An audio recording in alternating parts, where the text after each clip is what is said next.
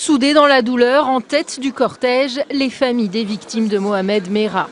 La mère d'Imadi Ben Ziaten et le père de Jonathan Sandler, main dans la main.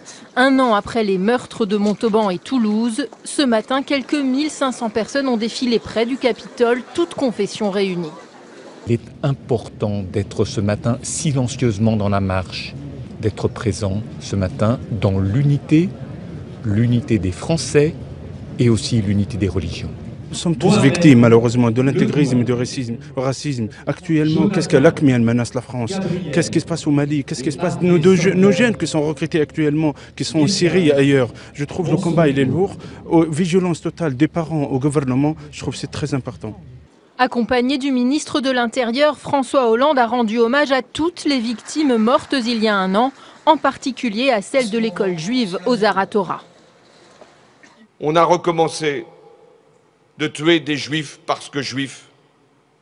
Car les enfants de Toulouse sont morts pour la même raison que ceux du Veldiv ou de Drancy, parce qu'ils étaient juifs.